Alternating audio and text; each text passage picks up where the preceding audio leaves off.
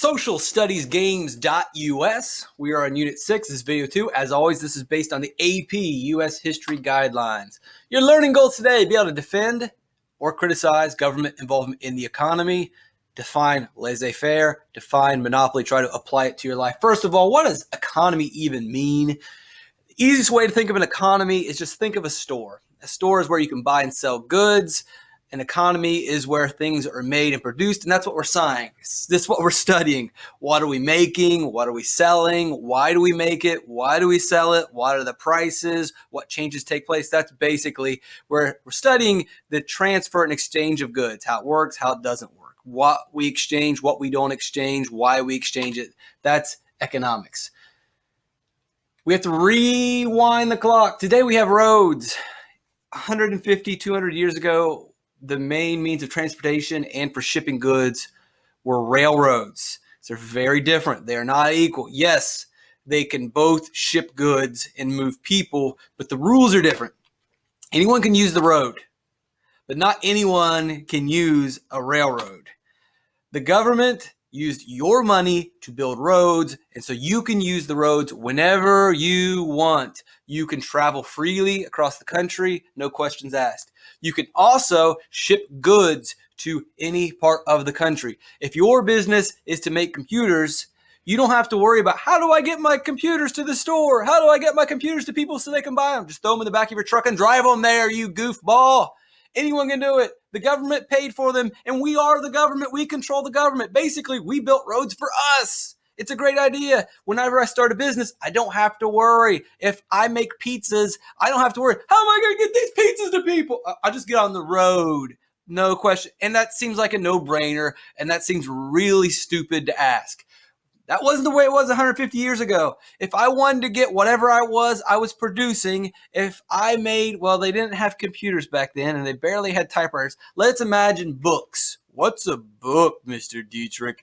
Well, it's this thing you open up and you can read it and it tells us about stuff and we can learn about things. It's kind of like, it's like your phone. It's got words on it, except the words are on pages and whatever. Anyway, so if I want to get my books to people, we didn't have roads. We had railroads, and the railroads were owned by a dude, and that dude controlled who got on the railroad. Just like today, if you want to get on a train, you got to buy a ticket.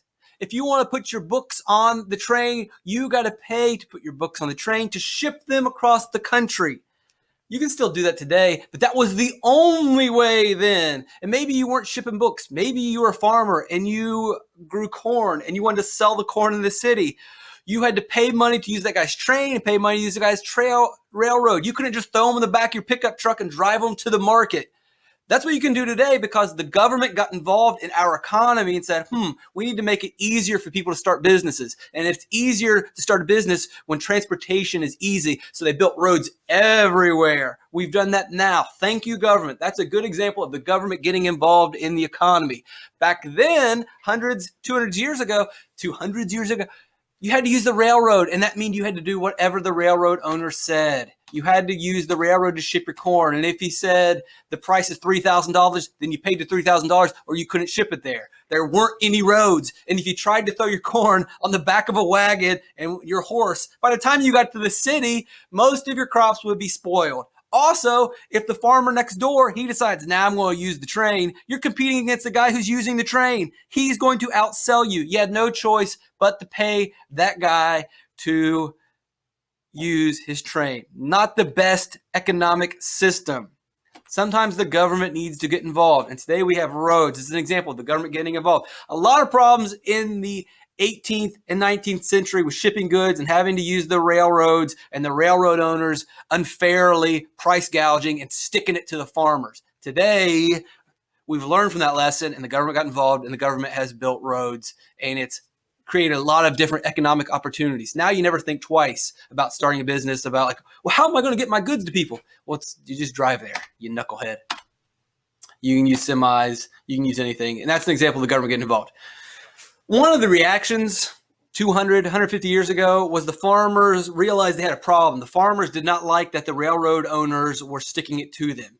and the farmers wanted to fight back and change things. And so the farmers all united, because every farmer was affected by this. Every farmer was getting the price jacked up on them.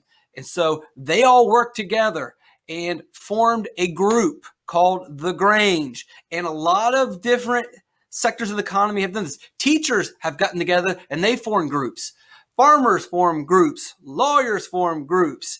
Auto workers form groups. All kinds of people who have some sort of similarity have worked together to form a group to lobby the government. That means to persuade the government to pass a law that will help the group. And an example from about 150 years ago was the farmers got together, they formed the Grange. And the Grange was basically just, it represented all the farmers, and the Grange would go, one of the things that the Grange would do, did various things, but one of the things they would do was the Grange would, on the behalf of the farmers, would go lobby the government and persuade them to pass laws that would help the farmers. For example, the Grange went to the government and said, you've got to regulate railroad prices. The railroad owners are sticking it to the farmers. The farmers can't make any money. And if the farmers can't make any money, the farmers are going to go out of business. And if the farmers don't go out of business, then there's not going to be any food. We're all going to starve to death. So please regulate railroad prices. They're asking for more government involvement in the economy. Some people prefer the government to be very involved in the economy because some people think that is very fair. And this is fair for the farmers. But is this fair to the guy that owns the railroad? How's that fair? It's my railroad. I should charge whatever I want. And if you don't pay, then maybe I'll lower prices, but I don't need the government to tell me what to charge. Well, the Grange got involved and they did lower some of the prices. And we get this today. For example, you drink milk every day at lunch. You know why? Because the dairy farmers got together and they lobbied the government and said, hey, milk's so good for you. We should make kids drink it every day by law. And there's a law that says we have to serve you milk every day because the dairy farmers got together and made it a law. Just the way it is, kids. Railroads. So if you look over here, you've got states on the right side of the screen. Over here, let me get the pen out. Let's not do red. I've got too much red on the screen already. Let's do black. Oh, whatever. So over here, you've got railroads and you've got states. That means these states have people living in them. If you're not a state, like these places, it's because there aren't people there. If you have people, you officially become a state. It's populated. There are businesses, there are factories, there are farms, there are schools. It's civilized. It's like what you live in today. Out here, there is nothing. There are no people. There are very few farms. There aren't any businesses. And the reason why these things do not exist is because you cannot get out here but by foot and by wagon. We need transportation. With transportation, you can move people, move ideas, and you can also move goods. If I want to start a business, I need to be able to move my goods back and forth and back and forth. And if I want to farm, I need to be able to get my stuff to the city. So the government has a problem. We need railroads from the East Coast to the West Coast and the West Coast to the East Coast. And if we build railroads and transportation, we'll move people, and then businesses can set up and farms can set up, and we'll have more and more money, and everything will grow and everything will be awesome. The problem is railroad owners don't want to build a railroad from the East Coast to the West Coast because that's too much land to buy. I mean, look at how many states that is. It's thousands and thousands of miles of land that's very expensive. The railroad owners say, we can't do that. So the government steps in and says, fine, we'll just give you the land for free. Build the railroads, because we know if we have the railroads, factories and businesses and farms, all this will grow, and the more food we produce, the more people will be here, and the more people, the more factories, and the more money, and the economy will grow, and America will become the most powerful country in the world. But we got to get the railroads first, and so we'll give you the free railroad line. And they build the Transcontinental Railroad from the East Coast to the West Coast. And this thing was built by all kinds of different immigrants. It's an example of America coming together to build a railroad, but the bigger idea here is through transportation, you create more economic opportunity. Through more economic opportunity, you create better lives for people. Talking more economics. Adam Smith, at the end of the 18th century, 1700s, writes The Wealth of Nations. This is his study of economics. This is groundbreaking. This is a big deal for the beginning of economics. And he argues that what should happen in the economy is the government needs to stay out. And he calls this laissez-faire or laissez-faire. You're going to hear a bunch of people say in a bunch of different ways because it is a French word and we speak English, and that's just the way it's going to be. But it literally translates to hands off. No government in the economy. The government stays out of the... What's the economy? Just imagine a supermarket. The government doesn't make any rules. You can buy what you want. You can sell what you want for whatever price that you want. It's up to you and the person making stuff. The government's letting you do your thing. You get ripped off, then you made a bad choice. And if you get rich, more power to you. The government's not going to tell the businessman what to do. He's going to stay out. The government's not going to tell the boss what to do. The government's not going to tell the boss that he has to pay you $15 an hour. That's not fair. Fair for who? It's not fair for you, or is it not fair for the boss? Which is it? The government's not going to get involved. That's between you and the boss. If you think you're worth $15, ask for $15. And if he says no, then leave. And if everybody leaves, eventually the boss is going to have to pay you more to get workers. If the workers refuse to work at $15 or at $5 or at $10, he's eventually going to have to pay you more. That's the way it works. And maybe you're not worth $15. Maybe you're only worth $10. That's between you and the boss. The government doesn't know what you can do. And the government doesn't know what it is you do or what it is you sell, so why should the government be involved? Adam Smith says, look, you guys work that out. That's up to you and the boss, if the boss is smart or if the boss is dumb. And if you were smart or you're dumb, that's up to you guys.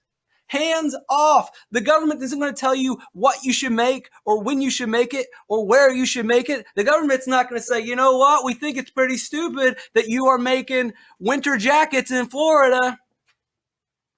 Well, guess what, government? I'm not selling them in Florida. I'm just making them in Florida, and then I'm going to ship them to Alaska. Don't tell me what to do. Hands off. The government's not going to question what you're doing or how you're doing it or where you're doing it or when you're doing it. Let people decide. And you know what? If I go out of business, then I go out of business. That's on me. It's not for the government to decide winners or losers. The government's not going to tell people what to buy. When you go to the supermarket, there is all kinds of options. You can buy 15 different kinds of ketchup. That's probably 30 kinds of ketchup. Have you ever looked at the ketchup aisle? The government doesn't care. The government stays out of the ketchup industry. And you know why there are 15,000 different types of ketchup? Because people want 15,000 kinds of ketchup. If people weren't buying horseradish flavored toast syrup ketchup, I don't even know what that is, just the words that are spilling out of my mouth, then it wouldn't exist. You ever look at the potato chip aisle? You ever see like, oh, they're introducing a new potato chip. It's waffle chips this time. Chicken and waffle chips. And then next thing you know, wait, whatever happened to chicken waffle chips? No one liked them. They're gone. But every once in a while, they'll introduce a chip and it'll catch on. And then it's like, all right, well, this one's here to stay. And then they'll keep making it because it's what the people want. The government didn't decide that Cool Ranch Doritos would exist. Cool Ranch Doritos exist because someone made it and someone bought it, and it happens. If you weren't buying Cool Ranch Doritos, they wouldn't exist. Hands off. This is what Adam Smith says, is let the economy, let the market rule the market. And another thing, price is determined by supply and demand, not the government. The government does not decide what a car should cost. The government should not decide what a pepperoni pizza from Domino's should cost. It's up to supply and demand. And furthermore, if you agree that the government should not decide what a pizza should cost, and if you'd agree that the government shouldn't decide what the price of a Lamborghini is, and if you decide that the government shouldn't tell you how much Yeezys should cost, like, well, I wish the government would make those cheaper. If they did, they wouldn't be so cool, and then you wouldn't like your Yeezys. Think about it. You probably agree, yeah, the government probably shouldn't decide the prices. So then the government probably shouldn't decide the price of your wages, which means they shouldn't determine what you make each hour. Wait a second, though. I want $15 an hour. Well, which is it? Do you want the government to regulate the cheeseburger prices too?